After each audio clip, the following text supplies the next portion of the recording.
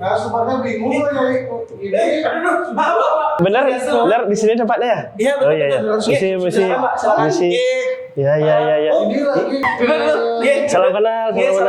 Salam kenal. Halo semua. Iya. Pak kan YouTuber Pak ya? Bukan. Iya. Oh, YouTuber ya, Pak ini. Bukan influencer. Coba tanyain uang gajinya itu harus diapain? Gitu ya? Apa jalan-jalan? Iya Pak, gimana Pak? Baiknya Pak. Kadang saya bingung Pak. Gaji masuk, jiwa muda, ya kan? Jiwa muda harus Jalan-jalan. jalan-jalan kan? Tapi kalau saya jalan-jalan, enggak, saya punya passive income Pak. Gimana jadinya? Nah, seperti itu konsepnya. Kita harus kembali ke definisi. Menurut adik, healing itu apa? Healing tuh jalan-jalan, menghilangkan rasa penat, capek, menghilangkan rasa stres gitu. Stres ya. Kalau Bagus gimana? Apa tuh healing menurut Bagus? Healing kan kalau orang sakit, healing Sembuh. sakit ya. Betul. Jadi kalau kita ngomong secara harfiah, memang kan heal itu artinya penyembuhan ya. Cuma kadang kan pergeseran. Dulu kan healing itu untuk penyakit fisik. Sekarang penyakit untuk penyakit psikologis. Iya. Cuma dosisnya beda-beda Pak Gus. Jadi dosisnya beda-beda. Beda-beda dosisnya. Dosisnya beda-beda. Cara tahu dosisnya beda gimana? Gini, jadi kalau orang-orang tertentu misalnya ada yang sembuh dia cuma dengan makan cilok pinggir jalan, ada Gus? Bisa. Oh, bisa gitu. Oh, hemat tuh, paket hemat tuh. Ada juga yang healingnya harus ikut yoga gitu, olahraga itu bagus sih. Ya. Cuma ada beberapa level tertentu healingnya dia tuh harus keluar negeri. Waduh. Nah di situ baru dosis-dosis berbeda itu nanti kembali lagi ke kemampuan bapak dan ibu masing-masing. Oh gitu jadinya. Gaji udah. Ini bentar lu. Tadi adik-adik cerita suka healing kan? Iya. Healing dong. Poya-poya. Ya.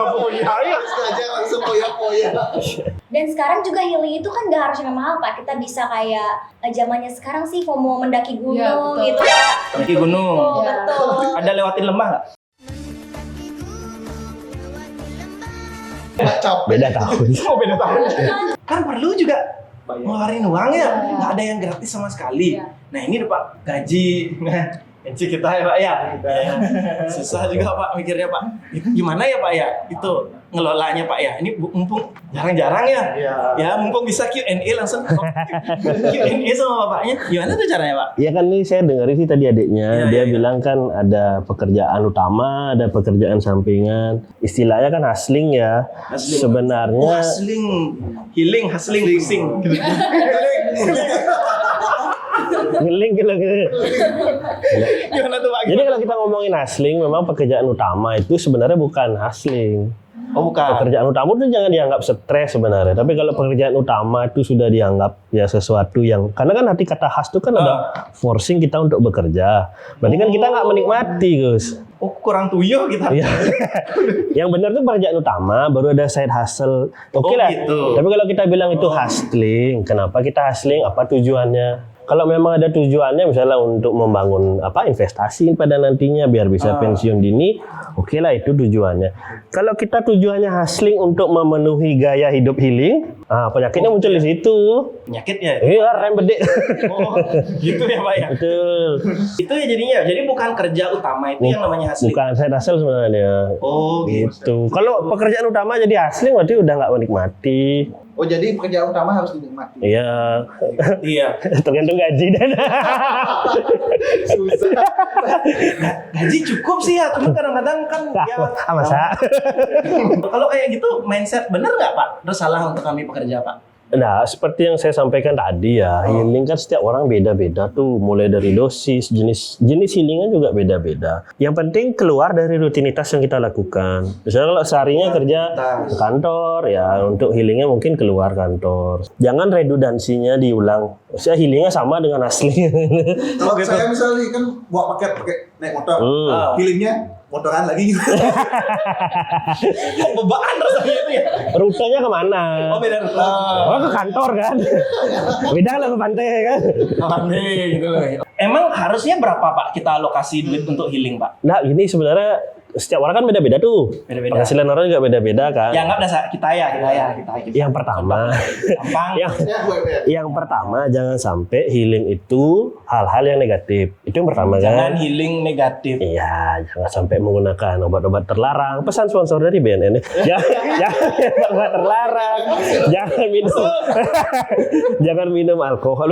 Yang negatif-negatif itu jangan. Kalau misalnya hal-hal positif seperti olahraga, seperti trekking gitu, silakan, enggak masalah. Tidak mempengaruhi kita secara negatif. Itu yang pertama. Yang kedua, sebenarnya kalau kita ngomong batas kemampuan, misalnya nggak ada salah sih kalau kita misalnya punya kemampuan ya gaji UMR gitu, terus kita healingnya nabung 3 bulan atau 6 bulan baru kita healing sekali, nggak masalah. Oh, ditabung ya untuk healingnya ya. Nggak masalah itu ya, Pak ya? Iya, nabung. Jangan 3 juta pakai 3 juta, guys. Oh, baik. Ujung-ujungnya ntar kepinjol. Pesan sponsor dari. Tiga. Oh, aja ya. Bagus ada sponsor semua. Iya. Jadi kalau udah sampai kita ngeredit, apalagi pakai kartu kredit berlebihan sampai ngutang, itu sudah termasuk gejala bahwa Gelem itu ya. healingnya menuju gelem. Oh. Iya sama kayak kita kan ngomongin dosis lagi nih. Iya. Air minum kalau berlebihan juga bisa muntah-muntah kan. Oh iya sih. Ya. Minum obat berlebihan jadi toksik juga. Oh iya ya, obat. Karena saya dokter, pesan sponsor. Sponsor. Itu katanya kalau orang mau mau healing itu karena dia kan dia kan ada masalah mental gitu. Makanya kita harus healing. Kalian sampai 7 kali tadi kayaknya free aja ya, nggak ada masalah. Nggak ada masalah. Emang kayak pengen ya udah pengen kita ketemu orang-orang. Ya kasihan ya. Ya tapi itu fenomena ya. Kenapa anak-anak muda sekarang lebih banyak dia perlu healing daripada Oh iya. Iya, sebenarnya Iya, orang-orang itu ya. kita kan jarang. Oh, iya ini Bapak sebagai pengamat. main takon ini. Kalau saya tanya ke dia ntar mortal jadinya Pak. Sebenarnya gini ya, ada beberapa faktor sih juga nih kalau dijelasin mungkin habis episodenya bayarannya kurang. Jadi ada sebuah cerita nih, nggak tahu ya Di masih. tahun 45 enggak? Mungkin Bapak Ibu pernah dengar sih kayak ada seorang artis nih di Korea, dia orang tertampan nomor 3 di dunia. Saya nomor 2. Yang beli. Terus ganteng. Tapi pada akhirnya karena masalah mental gitu bunuh diri kan. Di satu sisi di sini ada yang udah umurnya 35, belum punya pekerjaan, punya anak 2, habis itu punya istri udah mau cerai gitu. Tapi biasa-biasa aja tuh gitu loh. Nggak ada ide bunuh diri deh. sorry.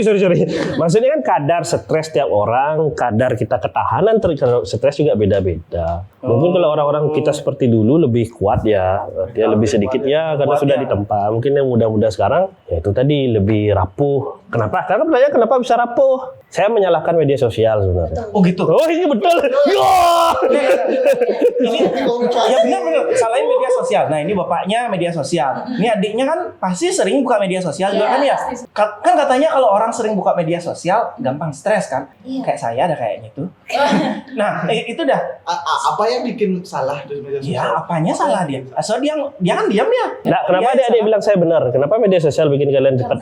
Mungkin dari komenan misalkan ya kita keluar hangout kemana gitu, terus pasti kayak di satu sisi kita juga ada kuliah, ada kerja, tapi yang kita perlihatkan di sosial media itu keluar hangout seperti itu. Kalau adik kayak gimana nganggapnya? Sama kayak dia sih, mungkin kayak saya kan kerja juga, saya juga kuliah juga, tapi di story itu tuh lebih sering kayak nunjukin jalan-jalannya aja, pasti orang tuh ada aja yang head comment ada aja. Kayak kamu tuh pemalas banget sih main mulu, kayak ngeluarin duit mulu, nabung kenapa? Pasti gitu, itu tuh bikin kayak bom gitu.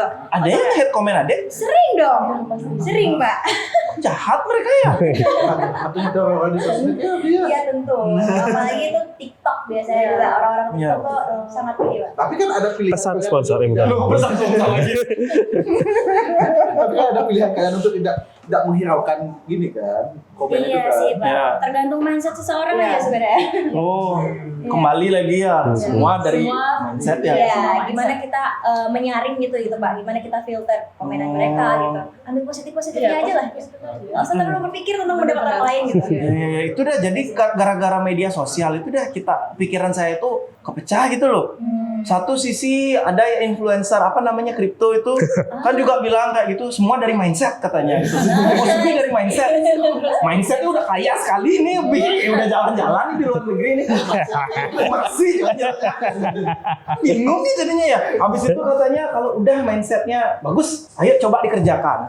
Healingnya gitu kan, kerjakan mulai healing kan, kopi 80.000, habis uangnya di hotel kan, habis uangnya juga gitu loh. Kan bingung ya jadinya ya. Iyalah, habis triliun ya buka kelas mesti. Kan udah. Gitu ya jadi Ini Pak, ya. sebenarnya ini ada satu murid saya nih punya penelitian terkait Oh ada dengan- cerita lagi nih, ya cerita lagi. terkait dengan FOMO, fear of missing out. Ya, ya. Jadi fear of missing out itu ternyata bukan hanya di dunia investasi. Jadi kan dulu kan kita biasanya FOMO tuh orang takut ketinggalan nih. Semua beli Bitcoin misalnya kripto saya ikut beli.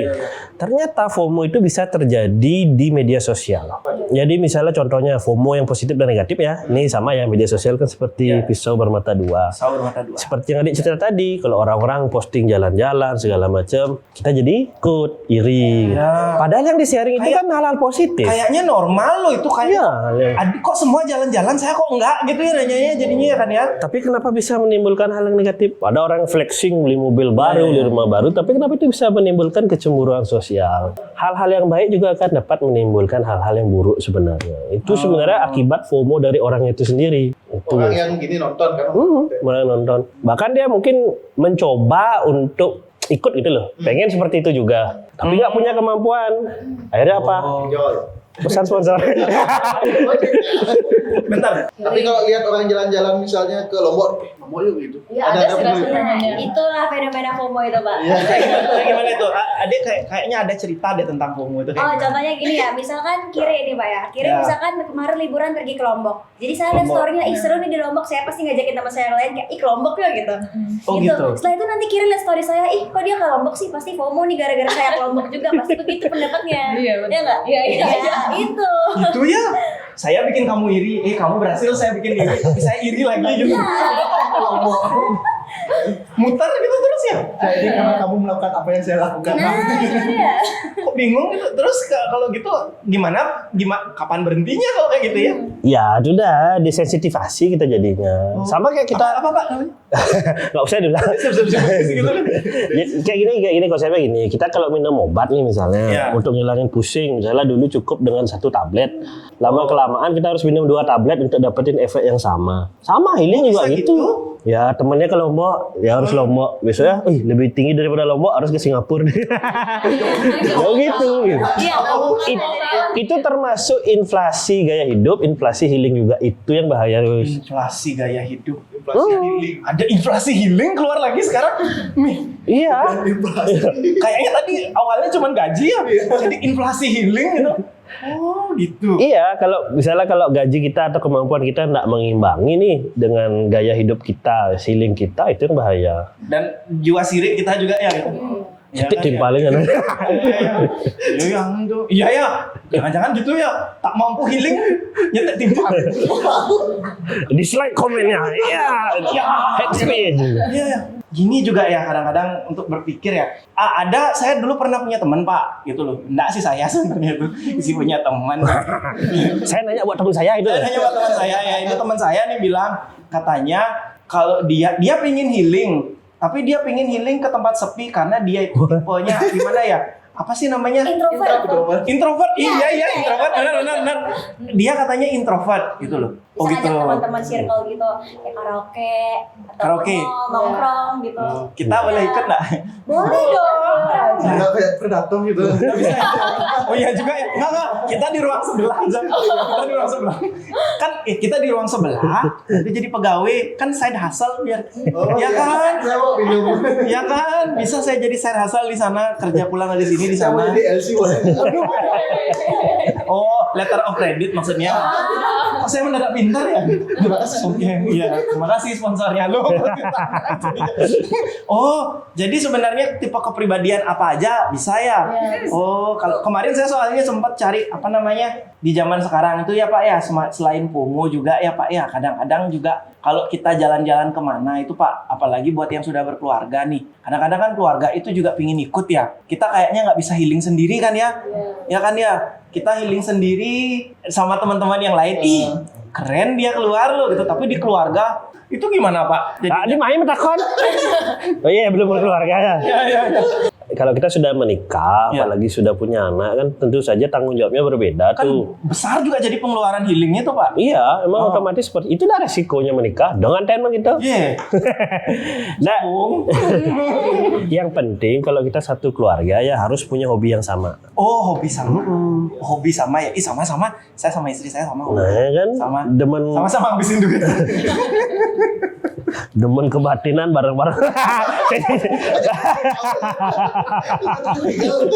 Artinya kalau sedang melalui bareng, Iya. sedang olahraga, jogging bareng itu bagus. Itu yang keluarga yang positif gitu. Kalau misalnya nih orang sudah keluarga besar gitu Pak ya, lebih baik mereka kayak ngalokasiin healing itu kayak gimana Pak? Untuk biar nggak mengganggu sampai pengeluaran. Lalu keluarga besar ini maksudnya suami Iya, istri kan? anak Iya, apa? suami istri anak. Oh, Ya. kirain Nggak itu. sampai paman pisah. Oh, paman. Saya nggak balik sih, dadongnya bareng lagi gitu. Karena kalau satu keluarga besar itu untuk tirta itu biasanya nggak. Iya, memang kalau kita alokasikan waktu ya, terutama kan waktu paling enggak kan weekend. Harus ada hari libur untuk keluarga. Ya walaupun adik-adik belum nikah kan luangin waktu sama orang tua. Walaupun batak ngoyong, lega, ambil ngorto, nggak masalah. Tidak mesti meluangkan waktu dengan keluarga itu ngabisin uang. Itu yang pertama yang harus. Ya lo Mindset. dari mindset. Ini sampai hilang sampai ini. Empes ke mindset tuh terus nanti. Belum ngase, bedang ngase. Biasa satu sih dia ngalih. Ya Allah, ya. Tanya dulu ya Pak ya. Ya, ntar kalau sudah mau mulai caranya suruh diam dulu. Saya masih ngajak ngobrol sama sumbernya. Ini second efisiensi nih. Si mana kuah? Oh, udah mau ya? Aduh, ini Pak, Oke. mungkin sebelum Bapak ke sana ya Pak ya, ini saya mau nanya Pak. Kalau umur saya nih sekarang nih, saya hustling dulu atau healing dulu Pak? Gue umur berapa? Saya 17. 17 bisa nego. Nah, jadi kalau kita ngomongin investasi nih, hustling, apa healing tuh. Iya. Kalau kita ngomongin pekerjaan, semakin mudah kita start, semakin besar ujungnya nanti tabungan kita pada akhirnya nanti. Semakin cepat Anda selesai bekerja ya. Bekerja. Jadi kan kita tujuannya untuk pensiun kan. Iya. Semakin cepat Gus dari sekarang nabung, investasi, semakin cepat Gus bisa berhenti bekerja, tidak ketergantungan pada gaji. Dari investasi itu cukup untuk memenuhi kebutuhan sehari-hari. Semakin cepat juga Anda bisa healing pada akhirnya nanti. Ya, makanya di umur 80 sih kan. Nah, Makanya Fokus oh, jadi gitu ya. Fokus artinya sekarang ini ngumpulin boleh healing tapi tipis-tipis. Ini adiknya aja bisa gitu ya nyimbangin ya antara healing hustlingnya ya. Ini sekarang mau ngomongin gitu juga di Pro 2. Iya, kebetulan banget. Ya. Oh, Pas jadinya. keren. Itu kayaknya udah tuh penyiaran udah manggil tuh ya. Ya. Ini juga di Pro 1 ini saya baru di WA. Ngiring. Ayo ngiring mari. Ayo, oke, makasih. Thank you. Ngiring. Di Pro 2-nya kenceng ya, Dik ya. Dulung.